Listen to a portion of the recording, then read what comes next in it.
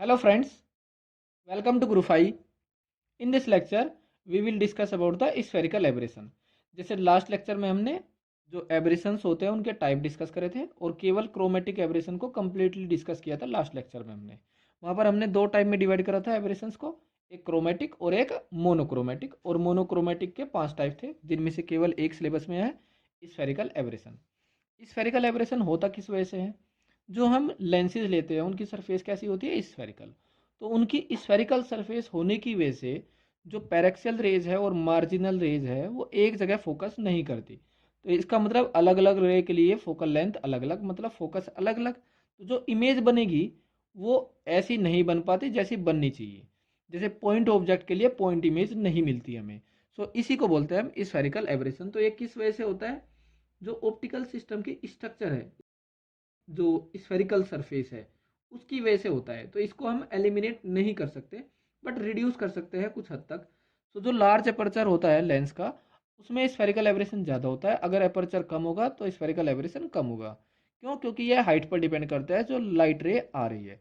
Marginal raise की वजह से जनरली होता है ये। तो it is a type of monochromatic aberration. Monochromatic का मतलब अगर एक ही कलर है तो भी होता है ये। क्रोमेटिक के लिए दो या दो से ज़्यादा कलर होने जरूरी है। So it is a failure of optical system या कोई भी लेंस या थिक लेंस जो भी है टू फॉर्म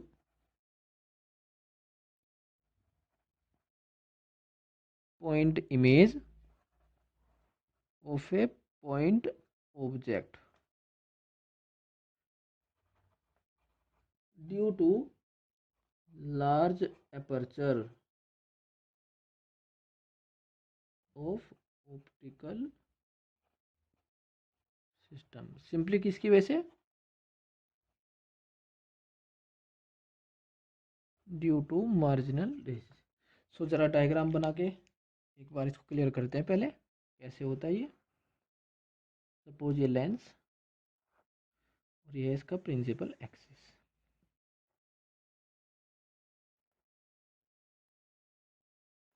सपोज एक पॉइंट ऑब्जेक्ट ले रहे हैं हम। Suppose this is the point object. यहाँ पर सपोज ये वो है पॉइंट ऑब्जेक्ट और इससे दो लाइट रे कंसीडर कर रहे हैं। एक तो वो जो प्रिंसिपल एक्सिस के पास है और एक वो जो दूर है, दैट इज मार्जिनल रे। सबसे पहले प्रिंसिपल एक्सिस के पास वाली रे, सपोज एक ये और एक ये रे हमने ले ली। ओके। सो ये लाइट रे रिफ्लेक्ट होने के बाद कुछ ऐसे पास करेगी, डेविएट हो जाएगी अपने पास से और यहाँ जाके इंटरसेक्ट कर रही है।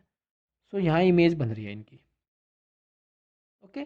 लेकिन जो लाइट रे प्रिंसिपल एक्सिस से दूर होगी, सपोज ये है लाइट रे प्रिंसिपल एक्सिस से दूर, मार्जिनल रे, एक ये कंसीडर कर रहे हैं और एक ये रिफ्लेक्ट होने के बाद ये यहाँ इंटरसेक्ट कर रही है इस तरह से। सो इनकी इमेज यहाँ बन रही है। ये है मार्जिनल रे के लिए इमेज, इसको हम आई एम बोल देते हैं। और ये है जो पैरेक्सियल रेज है, जो पैरेक्सियल रेज है उनके corresponding image. So paraxial rays की corresponding image. So I M I P के बीच की जो डिस्टेंस है, ये जो गैप है, इसको बोलते हैं लॉन्गिट्यूडनल स्फेरिकल एब्रेशन। और जो लेटरल है, जैसे यहाँ पर ये जो इंटरसेक्ट कर रही है ये लाइट रे, सो यहाँ पर जो ये सर्कल सा बनेगा इसको बोलते हैं सर्कल ऑफ लीस्ट कन्फ्यूजन। सो जो इमेज बनेगी उसकी वर्टिकल हाइट भी दिखाई देगी, जिसकी वजह से हम बोलते हैं lateral spherical aberration. So I P and I M are images due to paraxial and marginal rays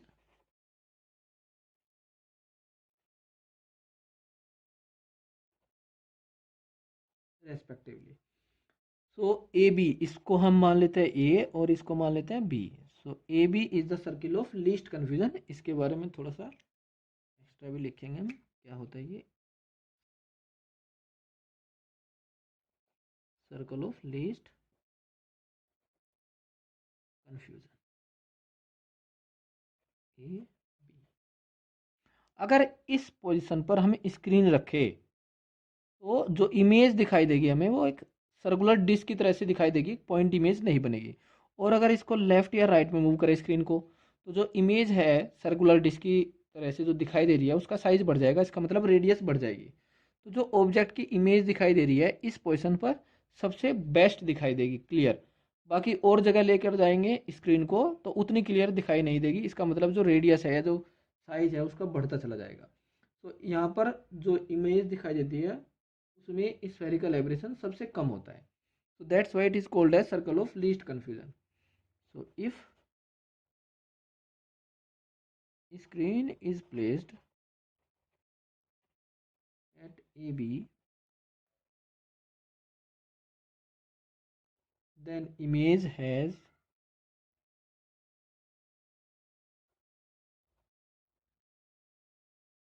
least diameter. So it is the position of best image. Its radius is called lateral spherical aberration. और जो IMIP है वो मैंने क्या बताया, longitudinal spherical aberration.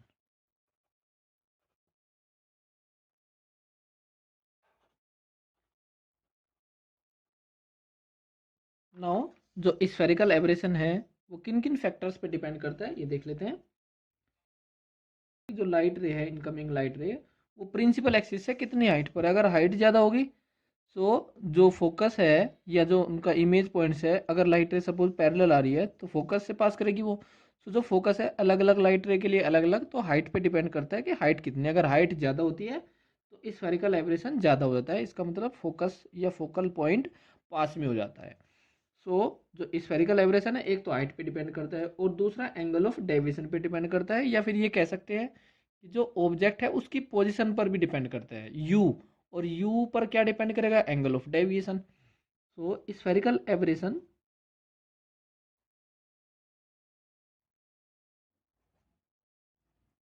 इसको हम suppose capital S से रिप्रेजेंट कर रहे हैं, डिपेंड्स ऑन पहला एंगल ऑफ डेविएशन, डेल्टा, और ये किसके इक्वल होता है, एच अपॉन एफ। दूसरा height of ray, height H from the principal axis,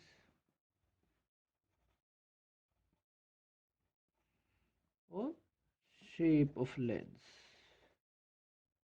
यहाँ पर एक शेप फैक्टर यूज करते हैं हम, shape factor that is denoted by K, that is equal to R1/R2। R1 पहले वाली सरफेस की रेडियस ऑफ कर्वेचर और R2 दूसरे वाली सरफेस की radius of curvature. So spherical aberration होता है H into delta, so delta into H, और एक फंक्शन किसका, के, और पोजिशन ऑफ ऑब्जेक्ट, और डेल्टा एच अपॉन एफ, ये आ जाएगा H square upon F. Phi is a function of K and U, shape factor and position of object. So ये होता है spherical aberration. Now we have to minimize this spherical aberration, और minimise करने के बहुत सारे तरीके हैं, तो वन बाय वन डिस्कस करते हैं। सबसे पहला, अगर हम स्टॉप्स लगा दें यहाँ पर और यहाँ पर, जहाँ मार्जिनल रेज आ रही है, अगर यहाँ पर हम कुछ ब्लॉक कर दें मार्जिनल रे को बाई प्लेसिंग सम स्टॉप्स, तो केवल कौन सी रे आएगी, पैरेक्सियल रे। तो जो फोकस होगा या जो इमेज बनेगी वो पॉइंट ऑब्जेक्ट की तरह ही बनेगी, लेकिन बहुत सारी रे है तो हम इसको कम्प्लीटली रिमूव नहीं कर सकते, कुछ हद तक हम इसको कम कर सकते हैं by blocking the marginal rays. So by using stops, पहला है by using stops, that is stopping the marginal rays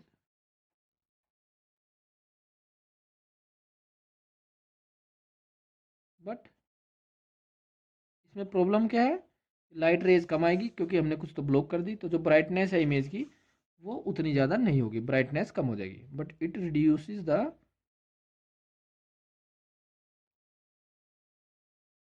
brightness of image. दूसरा जो शेप फैक्टर है ए, उसको इस तरह से हम चूज करते हैं जिससे जो स्फेरिकल एब्रेशन है वो कम हो जाए। सो बाय चूजिंग के, अब इसको कैसे चूज करेंगे? सो डी एस बाई डी के, अगर इसको डिफ्रेंशिएट करते हैं हम और ये आ जाए 0, एस क्या हो जाएगा? मिनिमम। सो यहाँ से अगर इसको सोल्व करेंगे, एक्चुअली इसकी एक कॉम्प्लिकेटेड इक्वेशन होती है, उसको रटने की जरूरत नहीं है, बुक में मिल जाएगी आपको कहीं ना कहीं लिखी हुई। तो यहाँ से अगर हम इसको सोल्व करते हैं तो के की वैल्यू आती है -1/6 इक्वल टू R1/R2 है ये। सो जो पहली सरफेस है उसकी रेडियस ऑफ कर्वेचर दूसरी सरफेस की रेडियस ऑफ कर्वेचर कंपेरिजन में कितनी है? 1/6। एक प्लस एक माइनस होता है, ऑफ कोर्स लेंस ऐसा होता है। सो पहली जो सरफेस है उसकी रेडियस ऑफ कर्वेचर कम है 1/6 बजाय दूसरी सरफेस के, इसकी रेडियस ऑफ कर्वेचर ज़्यादा है। तो इस तरह से लेंस है, ये R1 और ये R2। सो R2 जो है उसकी वैल्यू पहले वाली रेडियस R1 की 6 टाइम्स है, ठीक है। लेकिन ये कंडीशन तभी आती है जब जो लेंस का रिफ्रैक्टिव इंडेक्स है वो 3/2, दैट मीन्स 1.5, मतलब ग्लास यूज करा है। और जो एक कर्व सरफेस है पहले वाली, ठीक है ना, R1, उस पर होनी चाहिए लाइट रे इंसिडेंट, मतलब जिस सरफेस पर लाइट रे इंसिडेंट हो रही है वो ज़्यादा कर्व होनी चाहिए। तो इसको भी नोट कर लेते हैं, ये more curved surface should face the incident light। अब ऐसे लेंस को हम बोलते हैं crossed lens. Such lens is called as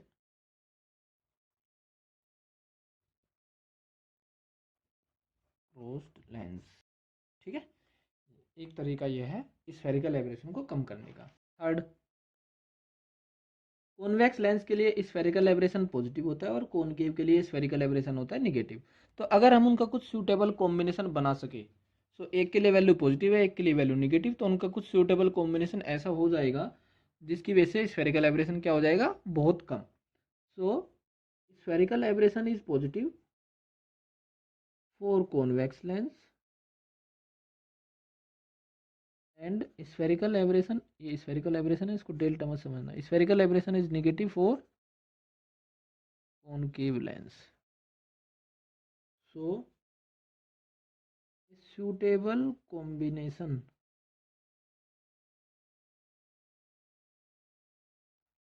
of convex and concave lenses can be made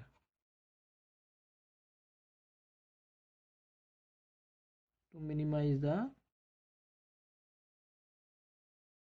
spherical aberration। Fourth, ये थोड़ा इंपॉर्टेंट है क्योंकि इसमें हम डेरिवेशन भी करेंगे। अगर दो प्लेनो कॉन्वेक्स ले लें, हम कुछ सेपरेशन पर रख दें उन दोनों को, plano convex lens, two plano convex lenses, जैसे हम हाई गेंस आई पीस में यूज करते हैं, ये टू प्लेनो कॉन्वेक्स लेंसेज है। सपोज इसकी फोकल लेंथ f1 है और इसकी फोकल लेंथ है f2 और उन दोनों के बीच का सेपरेशन कितना? t। सो स्फेरिकल एबरेशन कम करने के लिए हम इनके बीच का सेपरेशन एक पर्टिकुलर वे में सेट करते हैं। यहाँ पर पहले लिख लेते हैं, by using two plano convex lenses separated by a distance, और उसको अभी कैलकुलेट करेंगे, वो डिस्टेंस किसके बराबर आएगी? f1 minus f2 equal to the difference between there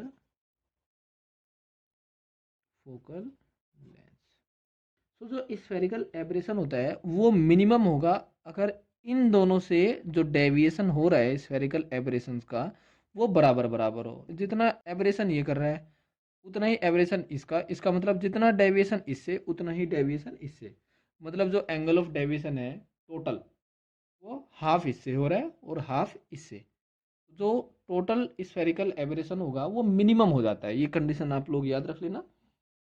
for S to be minimum,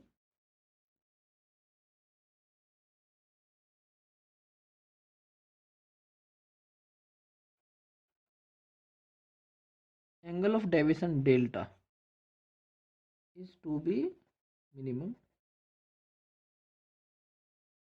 अगर डेल्टा कम तो एस कम, and for that delta should B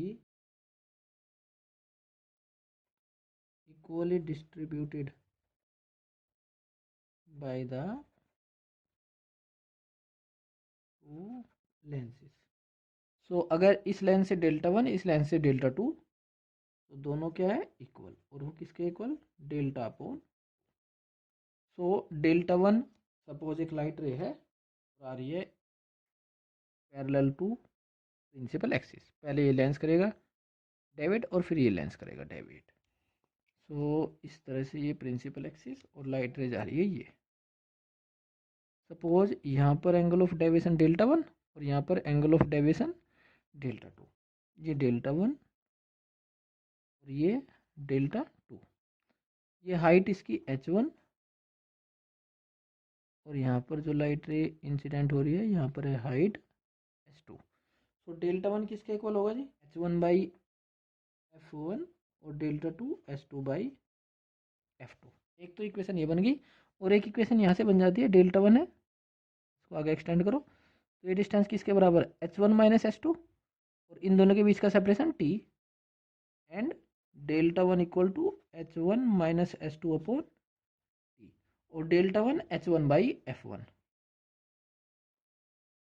okay, और H two H one F two upon F one. तो value put कर दो यहाँ पर, इसी से आ जाएगा ये H one minus H two है H one F two upon F one, ये one upon T equal to H one upon F one. H one से कर दो divide, one upon T, one minus F two upon F one, H one upon ये H one तो cancel out, one रह गया, one upon F one, F one की multiply कर दो. So T F one minus F two equal to one, और ये है one upon T. So T equal to F one minus F two. So अगर दोनों लेंस इस तरह से रखे हैं कि उन दोनों के बीच का जो सेपरेशन है उन दोनों की फोकल लेंथ के डिफरेंस के बराबर हो जाए, तो स्फेरिकल एबरेशन उस केस में मिनिमम हो जाता है.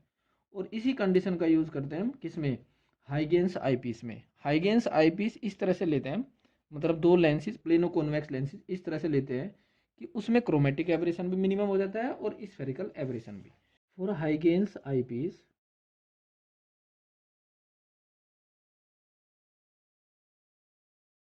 ये दो लेंस है,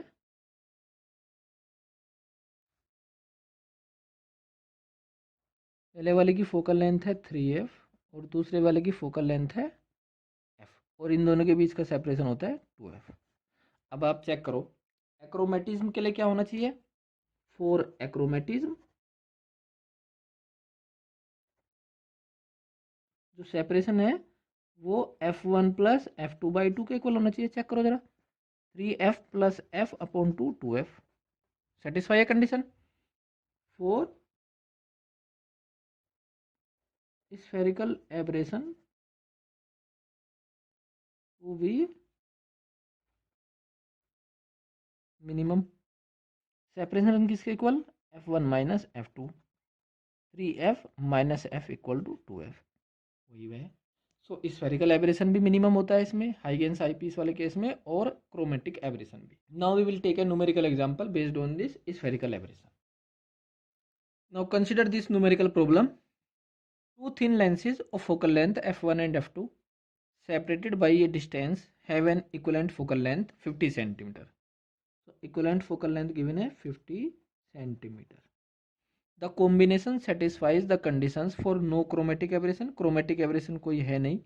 इसका मतलब ये है कि omega one upon F one plus omega two upon F two upon omega one plus omega two into F one F two है टी, या फिर T equal to omega one F two plus omega two F one upon omega one plus omega two. इसने कहा है minimum spherical aberration. Minimum spherical aberration के लिए जो separation है वो किसके equal, F1 minus F2। Find the values of F1 F2 and D. Assume, तो F1 F2 डी कैलकुलेट करना है। Assume both the lenses are of same material. Same material है, इसका मतलब ω1 इज इक्वल टू ω2। तो यहाँ से T इक्वल टू आ जाएगा F1 प्लस F2 अपॉन 2। सो ये चीज़ें हमें गिवन है, तो इनका यूज़ करके हमें F1 F2 डी कैलकुलेट करना है। ओके, सो पहले F1 minus F2 equal to D, F1 plus F2 equal to 2T। 2T का मतलब सेपरेशन D, ये D ही है। ठीक है, सो F1 plus F2 equal to 2D, इसका यूज़ कर लेते हैं F1 माइनस या F1 प्लस F2, इन दोनों का यूज़ कर लेते हैं। सो ऐड करेंगे, सो F1 2F1 equal to 3D, so 3D/2। और अगर सब्ट्रैक्ट करेंगे so F2 comes out to be D/2, इस तरह से। अब इसका यूज़ कर लो, 1/F1 plus 1/F2 minus D/F1 F2 equal to 1/50। Value put करो जी सबकी। 1/F1 सो 3D/2 plus F2 2/D minus D/F1 F2 3D into 2 और ये है D/2 equal to 1/50। So 1/D common, 2/3 plus 2 minus 4/3 equal to 1/50। LCM लो, 2 plus 6 minus 4 equal to 1/50। इसको solve करके D की वैल्यू आ जाएगी 200/3 सेंटीमीटर। सो F1 3D/2 तो 100 centimetre और F2 D/2 that means 100/3 centimeter. So till now we have completed the two units.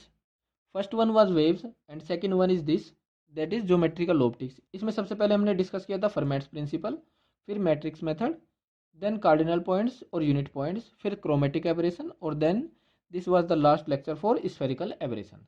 अब जो next lectures होंगे वो अनदर यूनिट पर बेस्ड होंगे, दैट इज इंटरफेरेंस।